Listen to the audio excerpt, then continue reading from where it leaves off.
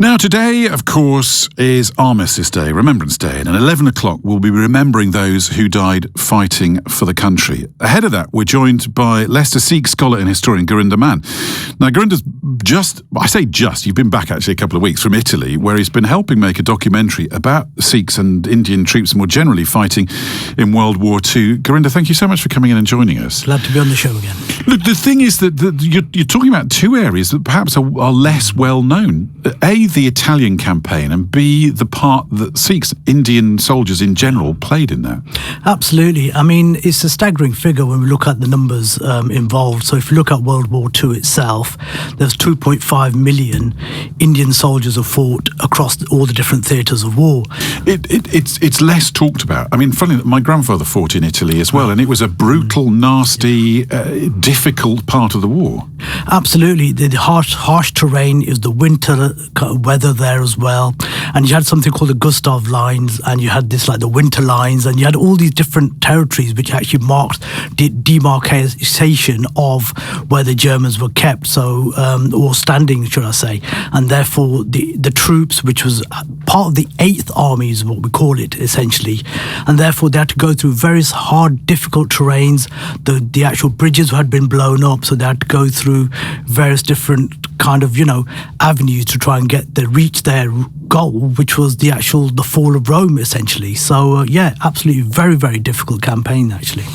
Because it's an area that doesn't get talked about very much, does it? But the interconnectedness between the Indian soldiers, Indian Army, and the British Army was fundamental, wasn't it? I mean, even dating back to the First World War, way beyond it, the Leicester Tigers, our local regiment, was essentially part of the Indian Army. Absolutely. And, we tend to see that we kind of have labels on when it comes to armies and things like that. But at the end of the day, when they came down to actually operating in these particular theatres, it was just one army, effectively, kind of thing. And the pivotal thing for me was to actually visit areas like Sangro, Monte Cassino, and to actually just see the different war cemeteries there, and to actually show that what the Commonwealth War Graves Commission has done in terms of actually kind of commemorating the lives of these particular soldiers.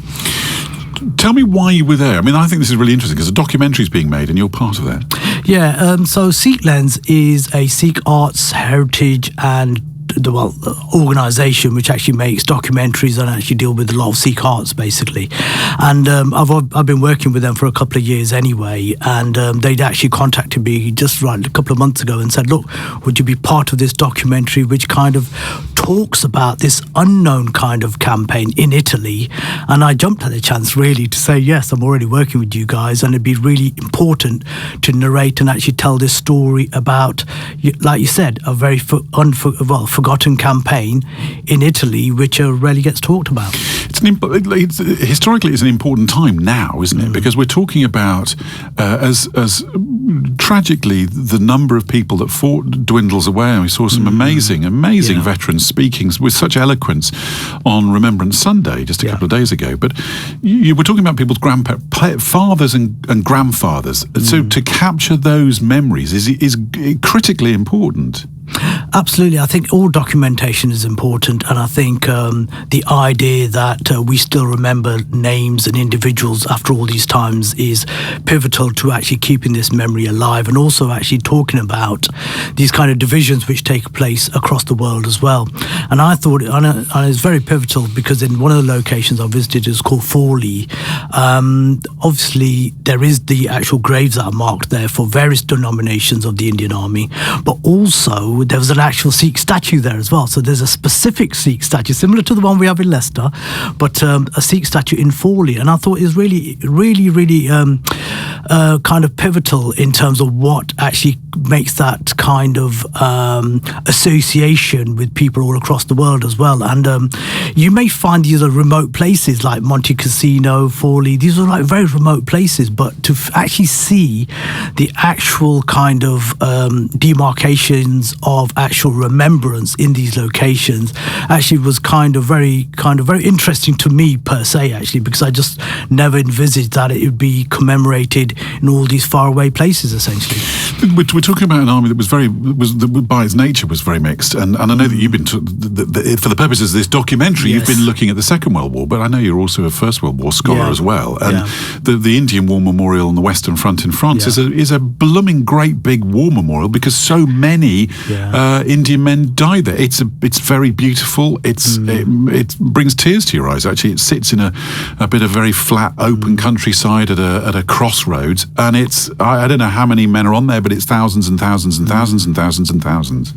Yeah, and I think this is a key thing, you see. I think sometimes what happens is we actually do see documentaries, we see films in terms of contributions to both campaigns, essentially. But I think sometimes what we need to also reflect on is the fact that it was composed of many soldiers from different countries and different denominations as well. And I think as part of this documentary, what we want to kind of shine a light on is the fact that, yes, there was this big division taking place across the world, but at the same time, there was solidarity amongst nations as well. And, the colonial forces composed of the Indian contingent, and specifically the Sikhs as well, played a very, very fundamental part in actually, making that kind of stand. I mean, obviously the forces of Mussolini and Hitler had been kind of ravaging many parts of the world, but specifically Italy. And then when you see the Indian soldiers actually fighting and in hand to hand, and got to remember this as well, it's not just the fighting itself, it's also the kind of engineers as well,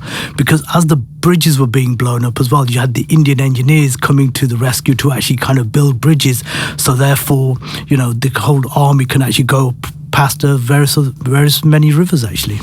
Gurinder, it's lovely to see you. I'm always fascinated by the research that you do. I think it's absolutely amazing. When will the documentary be out? Do you know? Yeah, so we're looking at possibly in 2026, and when and where it'll be shown is still to be determined at this stage, but it'll definitely get a preview in California at some point anyway, which will be probably 2026, and then hopefully at some point here in Leicester as well. Let us know. We'd love to find out more about it. But Gurinder, thanks ever so much for coming in and joining us. Thank you very much. Very kind of you. Thank you.